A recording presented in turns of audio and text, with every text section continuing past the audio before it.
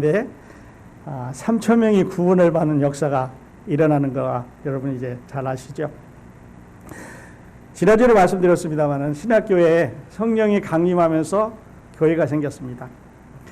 그러니까 성령 강림으로 인해서 교회가 탄생을 하고 이제 교회라는 단어가 이 지상에 생겨나기 시작합니다. 물론 이거는 새로운 건 아니죠. 하나님께서 그동안에 늘 준비해 오시고 말씀하시고 준비해 오신 일들이 드디어 이제 우리 주 예수 그리스도의 십자가의 죽음과 또 부활과 성령 강림으로 인해서 이렇게 생겨나게 그렇게 되는데, 오늘 이제 2장에서는 지난주에 보셨던 대로 성령이 강림하시고 공중에 처음으로 설교가 시작되고 교회 모임이 시작이 됐습니다. 뿐만 아니라 4장에 가서 보면 이제 예수 믿는 사람들을 박해하는 일이 시작합니다. 그래서 사도들을 붙잡아다가 때려서 더 이상 예수 이름으로 모든 일을 하지 말아라.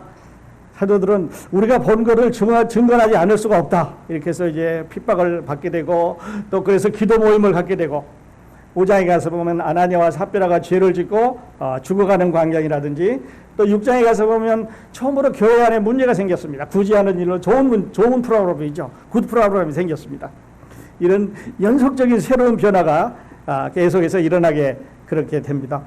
지난주에 말씀드린 대로 하늘로부터 크고 강한 바람이 확 불었습니다. 제트기가 그냥 확 부르는 것처럼, 아니면 로켓트가 확 올라간 것처럼 엄청나게 크고 강한 바람이 그 사들이 앉은 120명이 앉아있는 그 집에 가득하게 들어왔고, 그리고 불의 혀가 갈라지는 것처럼 각 사람의 머리 위에 조각씩 해서 모든 사람이 이렇게 머물러 있었다고 말씀드렸습니다. 그리고 그 사람들이 지금 이 오순절을 보내기 위해서 예루살렘에 새카맣게 성전 주위에 모여있는 이 사람들이 아프리카에서 온 사람들이 있고, 로마에서 온 사람들이 있고, 아시아에서 온 사람들이 있고, 근처에서 온 사람들이 있고, 멀리 온 사람, 여러 지역에서 살고 있는 유대인들이 모였는데, 자기들이 살고 있는 지역의 언어로 이 사도들이 말을 하기 시작을 했습니다. 다시 말해서 아프리카에 가본 적이 없는 사도가 아프리카에서 온 성도들이 그 사람들이 하는 말을 이해를 했습니다.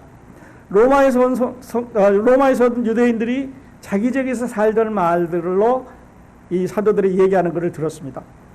어떻게 보면 이게 뭐 알아들을 수 없는 말로 막 한 것 같은데, 그런 게 아니라 정확하게 그 디아스포라들이 자기 지역에서 살고 있는 이방인의 말로 하나님을 찬양하는 것을 들었습니다. 있을 수 없는 일이죠. 전혀 처음 보는 일입니다. 왜냐하면 하나님의 성전에 들어가서 하나님을 찬양하는 말은 아람어 아니면 히브리어로 하나님을 찬양했는데, 이제는 로마 말로, 아프리카 말로, 여러 지역 이방 말로, 귀신들에게 제사 드리는 말로 하나님을 찬양하니까 놀랄 수밖에 없는 거죠. 엄청난 일이 이제 그 시간에 생겨났습니다. 그리고 베드로가 질문을 받습니다. 그 사람들이 쩔쩔매면서, 야, 이게 어떻게 된 일이냐? 이런 사건이 어떻게 해서 일어날 수 있느냐? 이 이방 사람들의 말로 하나님을 찬양하는 이런 말이, 저 사람들이 지금 갈릴리 사람들인데 얼굴 모양이나 옷을 보나 액센트를 보나 갈릴리 사람들인데, 아프리카에 가본 적이 없는데, 로마에 가본 적이 없는데, 우리가 살던 지역에 가본 적이 없는데 우리 지역 말로 말을 하니까 이게 어떻게 되는 일이냐 질문하면서, 또 어떤 사람들은 저 사람이 술에 취했나 보다, 새술에 취했나 보다, 그렇게 말했습니다. 이 유대인들은요, 오순절에 가는 술을 먹지 못하게 되어 있습니다. 뿐만 아니라 평상시에도 이들은 술을 저녁에 먹었지 아침에는 마시지 않습니다. 지금 시간이 아침 9시인데 술에 취했나 보다 그러니까 말이 안 되는 거죠. 그래서 베드로가 그들 앞에 섰습니다. 변화된 베드로입니다. 지금부터 딱 7주 전에 베드로는 예수님이 무서워서 도망갔습니다. 예수님이 십자가에 달렸을 때 그 근처에 얼씬도 안 하고 방위등한테는 문을 꼭꼭 벌어 잠그고, 그리고 고향으로 내려가서 난 고기 잡겠다라고 도망갔던 베드로. 그러니까 여기 말로 하면은요, whole new changed 베드로입니다. 완전히 새롭게 변화된 베드로가 사람들 앞에 딱 섰습니다. 아마 하나님께서는 이런 순간을 위해서 베드로를 그동안에 훈련시키신 것 같아요. 용감하게 섰습니다. 거기 유대인들이 많이 있습니다. 제사장도 있을 거고 서기관도 있을 거고 공부 많이 한 사람도 있을 거고 먼 데서 온 사람도 있고 가까이 온 사람들도 있을 거고 학문이 많은 사람들이 있을 거고 그렇지 않은 사람들이 있을 거고 부한 사람도 있을 거고 그렇지 않은 여러 종류의 사람들이 꽉 차 있는데 그냥 머리만 보일 정도로 꽉 성전 주변에 모여 있는데 거기에서 담대히 베드로가 이야기를 합니다. 용감해졌습니다. 베드로가 아니에요. 이제는 성령에 가득 찬 베드로입니다. 그러면서 아마 아람어로 말했을 것 같아요. 여러분 내 말에 귀를 기울이십시오. Listen to me. 우리가 이렇게 된 거는 그 이유는 그 비결은 내가 지금부터 설명하고 있는데 바로 이런 이유 때문에 그렇습니다. 지금 오전 9시기 때문에 우리가 술 마셨다고 하는 것은 전혀 해당되지 않습니다. 우리는 전통적으로 오순절에는 술을 마시지 않습니다. 뿐만 아니라 아침 술 마시는 사람은 없습니다. 요즘은 그런 사람들이 있는지 모르겠어요. 근데 아침 9시에 술 취해가지고 회랑회랑 하면 헛소리하는 사람은 없는 거죠. 그러면서 이야기하기를 여러분 우리가 이렇게 받은 성령은 이미 하나님께서 요엘 선지자를 통해서 우리에게 말씀하셨던 내용입니다. 요엘이 말세에 가면 성령을 하나님께서 각 사람에게 부어주신다고 예언하셨는데 그 성령님이 오순절에 우리에게 들어와서 우리 안에 성령이 들어온 것일 뿐이지 우리는 술 취해서 이렇게 된 것이 아닙니다. 하면서 이제 설교를 시작을 했습니다.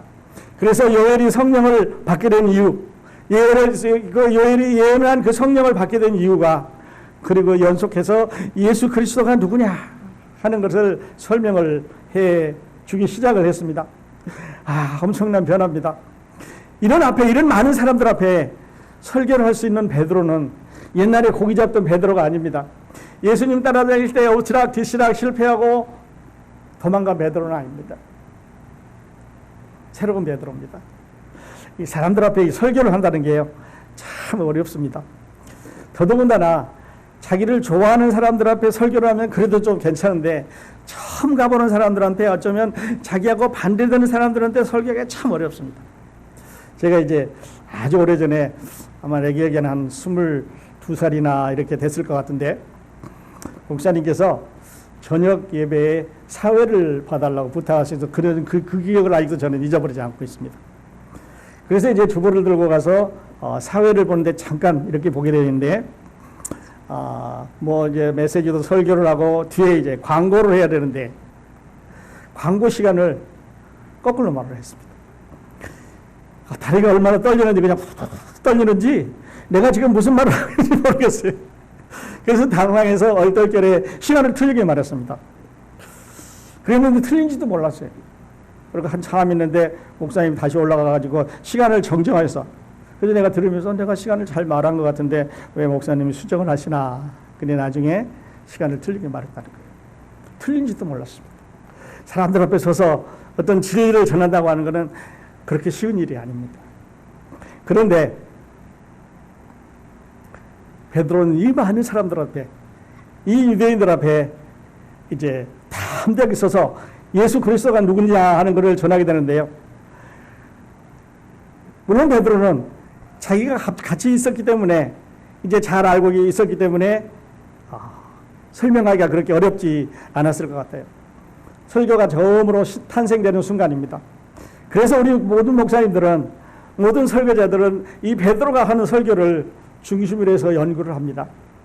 베드로의 설교는 시작할 때부터 끝날 때까지 예수 그리스도에 관한 것입니다.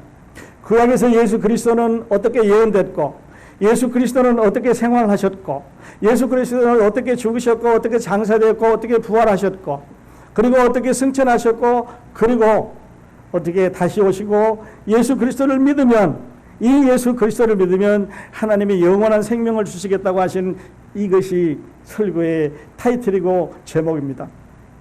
그러니까 우리 설교는요, 영어로 하면 The theme of our sermon, 우리가 하는 설교의 제목은 예수 그리스도입니다.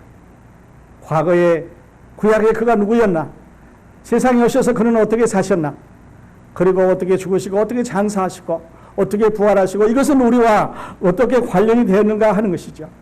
나중에 한 번 더 말씀드리겠습니다만, 그런데 오늘날 우리들의 설교는 이런 데서 참 거리가 많이 멀어진 것 같아요. 사람들을 기쁘게 말해줍니다. 사람들을 기분 좋게 합니다. 목사님 그렇게 자꾸 죄 얘기나 하고 지옥 얘기나 하고 그러니까 사람들이 스트레스 받아서 교회에 안 오지요. 그렇게 하면은 교회에 부으면 안 됩니다. 그래서 또 철부지한 사람들은 또 안 합니다. 왜냐하면 성도들이 스트레스 받는다고 하니까. 그런데 교회를 세운 목적은, 우리가 설교를 하는 목적은 하나님의 하늘나라를, 그 죄인에게 죄를 고백하게 하고 죄를 회개하게 하고 예수 그리스도의 십자가의 은혜를 통해서 구원받게 하는 게 설교의 제목인데, 오늘날은 그런 것들이 다 없어져 버렸습니다. 설교를 이제 하기 시작을 합니다. 그래서 14절부터 21절까지는 우리가 읽지는 않았습니다만은 성령 강림의 이 사건은 선지자 요엘이 이미 예언했습니다. 요엘 선지자가 이제 성령이 오시면 어떻게 오실 거라고 말씀하시고, 오신 다음에 어떤 증거가 나타날 거라고 말씀하시고, 그리고 어떻게 계실 거라고 말씀하시고, 맨 마지막에 성령의 그 강림했던 기간이 끝나면 이 세상에 어떤 일이 일어날 거라고 이미 말씀을 하셨기 때문에 그대로 오셨습니다. 성령 강림, 우리가 아는 대로 우리 이제 찬송도 있죠.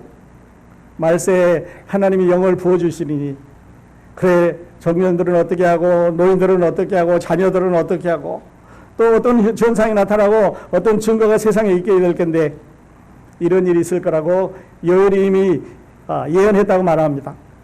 요엘서 2장 28절로 32절 이 부분을 베드로는 조금 다르게 이 백성들에게, 이 이스라엘 사람들에게 소개를 했습니다.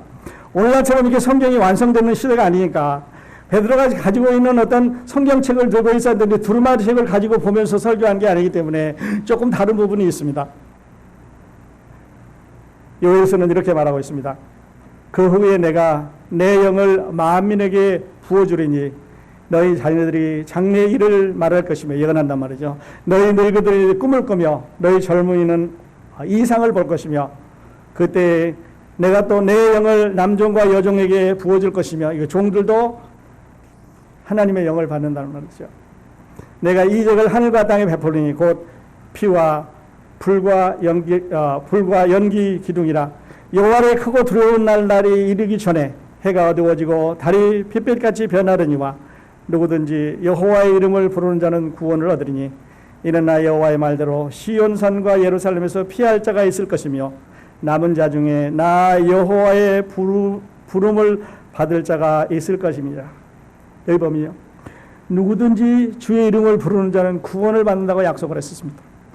누구든지 주의 이름을 부르는 자는 구원을 받는 자는 말은 구약성경에는 없는 이야기지요. 그런데 성령이 임하면 그렇게 된다고 하는 거죠. 그래서 우리는 하나님의 약속대로 이제 구원을 받았습니다. 그리고 성령을 받았습니다. 당시에 이 오순절 사건이 있기 전에는 하나님의 영이 사람에게 들어간다는 말도 이해가 안 되는 말이고요. 하나님의 영이 이방인 속에 들어간다는 말은 더더군다나 이해가 안 되는 말이고요. 남자 속에 들어간다는 말은 그래도 할 수 있지만 여자 속에도 들어간다는 말은, 어린아이 속에도 들어간다는 말은 도저히 있을 수가 없는 말입니다. 말이 성립이 안 됩니다. 도대체 말을 지었는데 어디다 어떻게 적용해야 되는지, 우리 그런 말 있잖아요. 말 같지 않는 말이라고. 도대체 내가 이해할 수 없는, 상상할 수도 없는 말인데 바로 그 일이, 그 사건이 그날 사람들 속에 이루어졌습니다. 그래서 베드로는 22장부터 36절까지 예수 그리스도가 누구인지를 말합니다. 예수 그리스도가 누구인지를 말하면서 22절에 이렇게 소개하고 있습니다.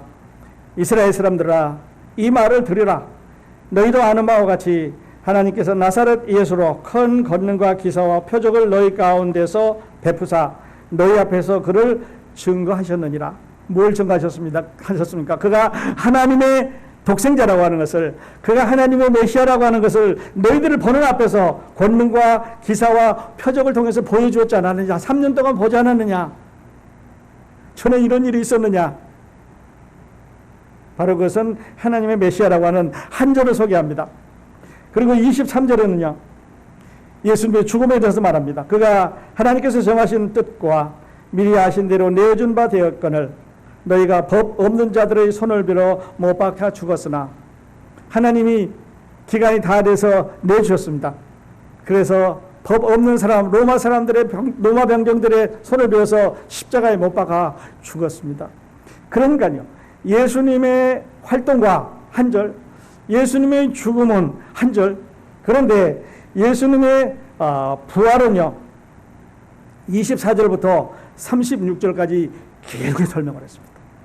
다른 것보다 훨씬 길게 설명을 해선 하나님께서 그를 사망의 고통에 풀어 살리셨으니 이는 그가 사망에 매여 있을 수 없음이라. 그러면서 다윗을 예를 들어서 설명을 했습니다. 사망에 매여 있을 수가 없기 때문에 그는 그리스도시다. 그래서 보라, 그 활동하신 살았을 때 그 이적과 기사가 능력이 나타난 것은 하나님의 메시아라는 뜻이고, 그가 십자가에 죽은 후에 3일 만에 장사한 것도, 방사돼서 무덤에 갇힌 것도 하나님의 예언하신 뜻이고, 그리고 그가 살아있어 다시 부활해서 이런 일을 하게 되는데 그 부활이라고 하는 것도 이 사람들 속에는 한 번도 본 적이 없습니다. 그러니까 죽은 사람들이 살아나는 것을 설명하기 어려운 거죠. 그런데 그것을 하나님의 메시아이기 때문에 살아나셨다고 이렇게 설명을 합니다. 예수는 주와 그리스도이라는 말을 22절로부터 36절까지 설명을 쫙 하고 나서 사람들이 조용해졌을 거 아니겠습니까? 우리가 성령 받은 게 하나님이 요엘을 통해서 예언하신 그 예언이 우리 가운데 이루어진 거다. 그런데 그 예언 속에는 누구든지 저를 믿는 사람은 성령을 선물로 받는다고 했으니까 지금부터는 여러분도 당신들도 예수 그리스도를 믿으면 성령을 선물로 받을 수 있다고 하는 메시지를 전해드리니까 사람들이 그 얘기를 듣고요. 37절에 이렇게 말합니다. 그런즉 온 이스라엘 집은 확실히 알지니 너희가 십자가에 못 박은 이 예수를 하나님이 주와 그리스도가 되게 하셨느니라. 37절에 그들이 이 말을 듣고 마음에 찔려 베드로와 다른 사도들에게 물어 이르되 형제들아 우리가 어찌할꼬 하거늘. 이 사건을 이거를 어떻게 우리가 이해하고 어떻게 받아들이고 어떻게 했으면 좋겠느냐 이렇게 이제 물어봅니다. 우리가 아마 이런 사건이 우리 가운데 한번 일어났으면 좋을 것 같아요.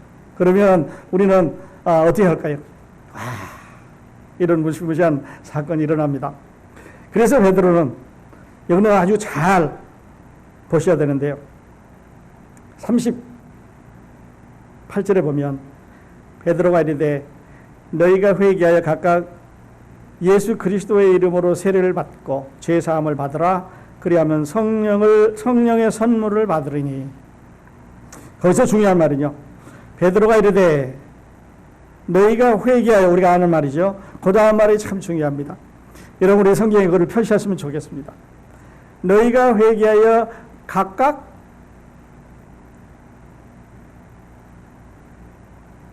예수 그리스도의 이름으로 세례를 받고, 그러니까 한 사람 한 사람, 유대인의 그룹으로, 이방인의 그룹으로, 로마인의 그룹으로, 너희가 살던 그룹으로 하는 게 아니라 한 사람 한 사람, 이들이 유대인이든 이방인이든 남자든 여자든 예루살렘에 살고 있는 시민이든 예루살렘 밖에 있는 사람이든 하나님을 잘 섬기는 사람이든 아닌 사람이든 간에 각각 한 사람 한 사람 인디비주얼입니다. 그러니까요, 미국 말로 하면 이런 말이에요.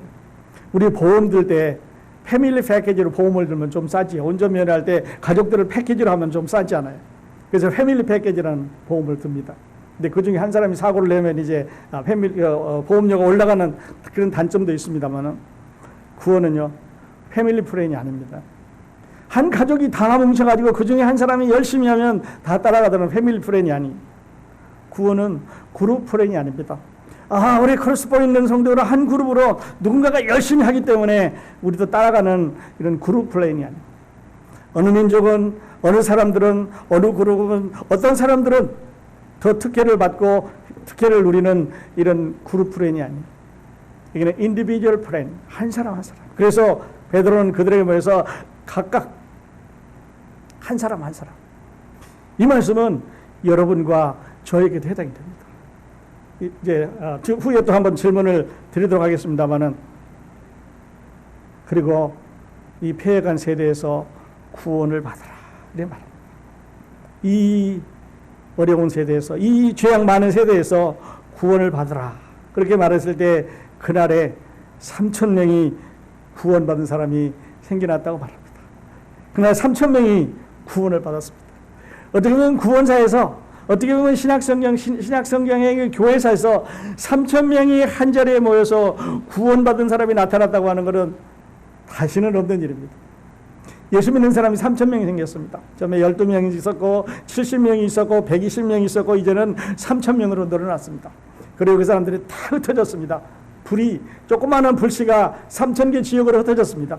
그리고 그제 이제 사방에서 타오르기 시작하는 구원의 역사가, 성령의 역사가, 이 불길의 역사가 쫙 불어나기 시작을 합니다. 이스라엘에서, 예루살렘에서, 사마리아 근처에서 이제 퍼져나가기 시작을 합니다. 그래서 로마서 10장에서 사도 바울은 이렇게 말했습니다. 성경에 이르되, 잘 들으셔야 됩니다. 누구든지 그를 믿는 자는 부끄러움을 당치하리라 하니 유대인이나 헬라인이나 차별이 없습니다. 누구든지 주의 이름을 부르는 자는 구원을 받으리라. 전에는 없었던 일입니다. 전에는 유대인만 성전에 가서 하나님 잘 섬기면 됐습니다. 전에는 이스라엘 백성들만 하나님이 특별히 케어한다고 말했습니다. 그리고 밖에 있는 사람들은, 이방인들은 개 취급을 하고, 이방인들은 상종도 안 해주고, 이방인들은 우상을 섬겨야 되고, 이방인들은 그대로 그런 대로 보여졌는데, 이제 하나님께서 교회라고 하는 새로운 프로그램을 통해서, 오순절 성령 강림을 통해서 이제는 누구든지, 그런데 그 누구든지 속에는 유대인이나 헬라인이나 차별이 없다고 말했습니다. 이제 간격이 없어졌습니다. 유대인이라는 구분이 없어졌고 헬라인이라는 구분이 없어졌습니다. 그래서 유대인과 헬라인이 다 구별 없이 되는데, 이제는 하나님께서 유대인이나 헬라인이나가 아니라 믿는 자와 안 믿는 자로만 구별합니다. 간격이 없어진 거죠. 갈라디아서 3장에서는 이렇게 말했습니다. 너희는 유대인이나 헬라인이나 종이나 자주자나 남자나 여자나 다 그리스도 예수 안에서 하나이니라. 와, 유대인이 들으면요 기겁할 일입니다. 유대인이 들으면요 도저히 상상할 수 없는 일입니다. 아니 어떻게 교회 안에 들어오면 저 이방인들하고 저 종들하고 저 개처럼 여기던 사람들하고 저 우상을 섬기던 사람들하고 거기서 대대로 살던 사람들하고 우리가 같이 하나님을 섬긴다는 말입니다. 아니 하나님의 성령이 어떻게 저들에게도 들어가고 우리에게도 똑같이 들어간단 말인가? 하나님이 하시는 일입니다. 하나님이 준비하셨습니다. 고린도전서 12장 13절에는 이렇게 말합니다. 우리가 유대인이나 헬라인이나 종이나 자주인이나 다 한 성령으로 세례를 받아 한 몸이 되었고 또 다 한 성령을 마시게 하셨느니라. 성령이 하나입니다. 그래서 예수 믿는 사람은 한 성령을 받습니다. 그리고 예수 그리스도의 몸인 교회로 하나가 되는 거죠. 그래서 교회는 미국인 교회, 한국인 교회, 일본인 교회, 다른 중국인 교회 이런 교회가 아니라 한 몸인 예수 그리스도의 유니버셜 처치 안에 들어 있습니다. 그러니까요. 어떻게 보면 우리는 그냥 교회 가자, 예수 믿었다, 아니면 구원 받았다, 성령 받았다 이런데 이것은 하나님 편에서 볼 때 엄청난 사건입니다. 아니 어떻게 거룩한 성령이 여러분과 저와 같은 이방인 속에 들어갈 수 있단 말입니까? 그리고 우리를 변화시켜서 우리가 그들과 한 몸이 되었다고 증거하는 거니까요. 이야, 너무너무 감사한 하나님의 은혜요 축복이라고 말씀을 드리지 않을 수가 없습니다. 우리가 유대인이나 헬라인이나 종이나 자주인이나 다 한 성령으로 세례를 받아 침례를 받아야 하고 읽는 게 좋겠지요. 한 몸이 되었고 또 다 한 성령을 숨쉬게 하셨느니라. 그런데 그날 이제 이 설교를 듣고요 3,000명이 구원을 받았습니다.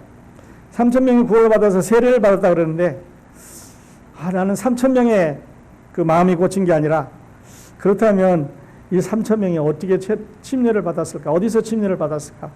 물을 뿌리지는 않았을 거예요. 한 줄로 쭉 세워가지고 지나가면서 물을 뿌리지는 않았을 텐데 그건 아직 생겨나지 않을 때니까 그 이전이니까 강문에 들어가서 세례를 받았을 텐데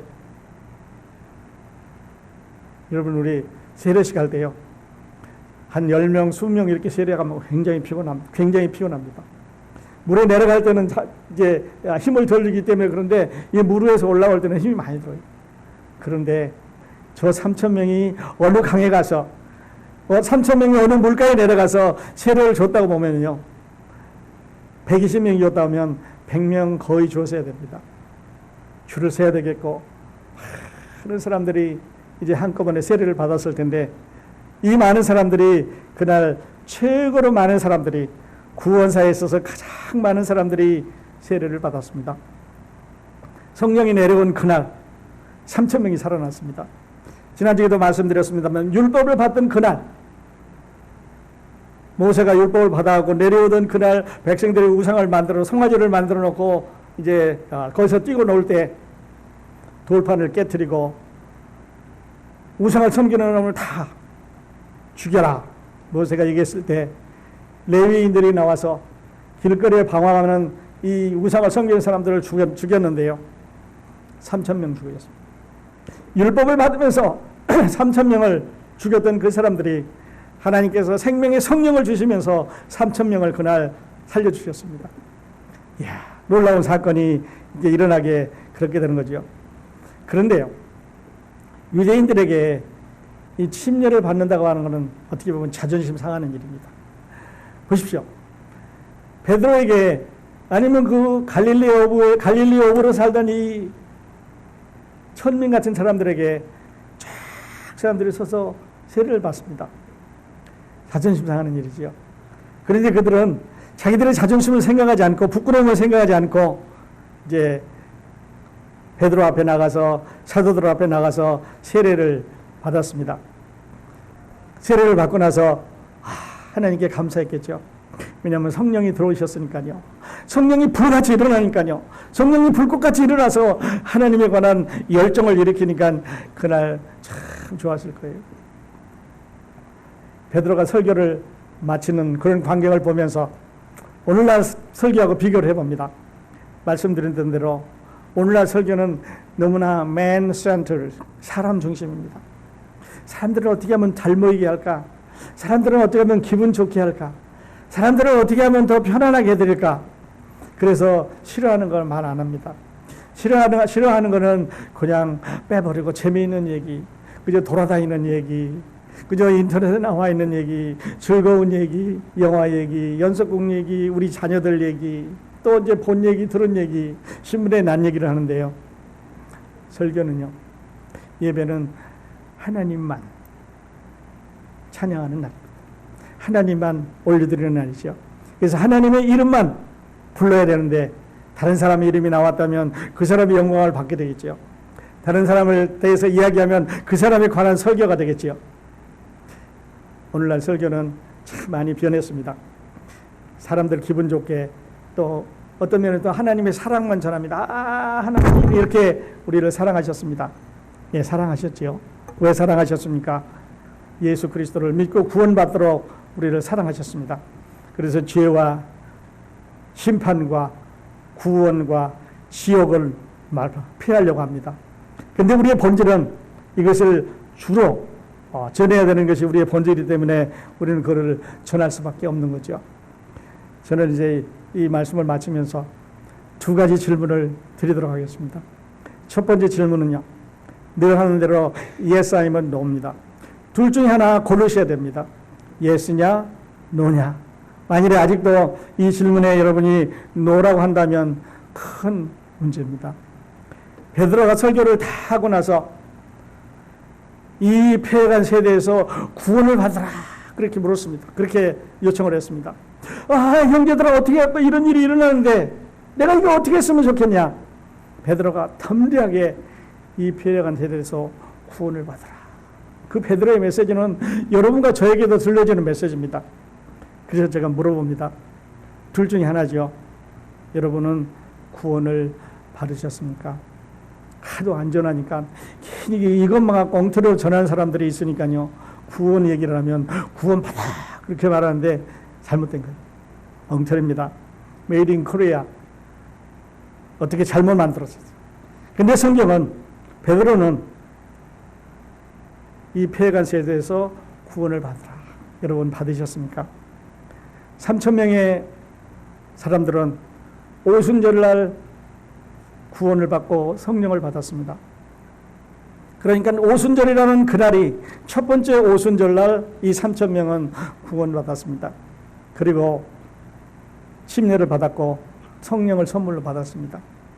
그렇다면요, 여러분은 언제 구원받으셨습니까? 이렇게 물어보면 구원받으려 하는 건데 3,000명은 오순절날 구원받고 침례받고 세례받았습니다. 그렇다면 여러분은 언제 구원받고 세례받고 침례받았습니까?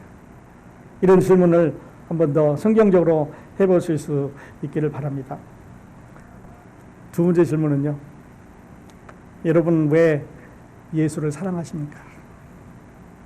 여러분은 왜 예수를 사랑하십니까? 대답이 여러 가지겠지요.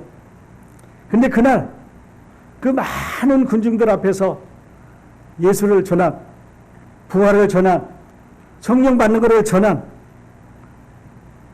베드로는 후에 난 예수가 좋다오. 난 예수가 좋다오.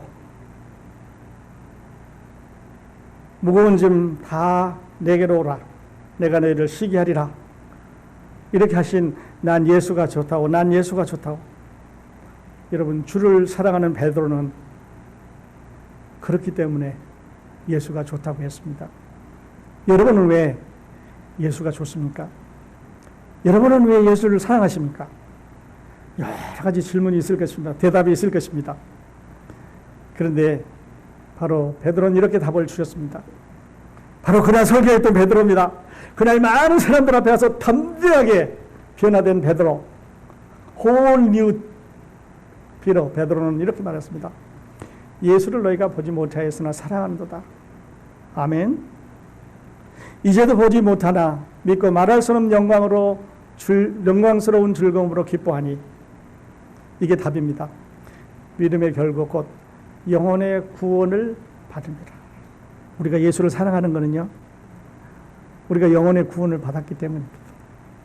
영생을 받았기 때문이죠. 성령을 받았기 때문입니다. 그래서 우리는 예수를 사랑합니다.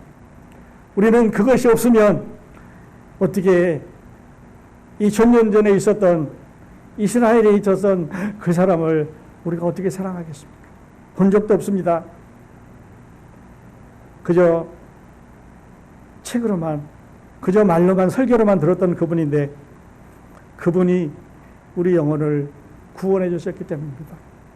여러분, 오늘 칼럼에 보면요, 믿음은 우리를 하나님 앞으로 끌고 가는 힘이 있습니다. 믿음은 우리에게 영생을 확신시켜주는 힘이 있습니다. 믿음은 우리를 하나님의 사람으로 증거하는 힘이 있습니다. 믿음이 없다면 우리가 하나님의 사람, 믿음이 없다면 성령 받은 거, 믿음이 없다면 구원 받은 거, 믿음이 없다면 우리가 영원한 생명을 가지고 있다고 하는 것이 증거가 안 되죠. 그런데 믿음은 이것을 완전히 우리로 하여금 홀딩하셔서 힘있게 이것을 유지할 수 있도록 합니다. 우리 다 같이 한번 읽고 마치도록 하겠습니다. 베드로전서 1장 8절 9절 큰 소리로 한번 읽겠습니다. 예수를 너희가 보지 못하였으나 사랑하는도다. 이제도 보지 못하나 믿고 말할 수 없는 영광스러운 즐거움으로 기뻐하니 믿음의 결국 곧 영혼의 구원을 받음이라. 아멘. 기도하겠습니다.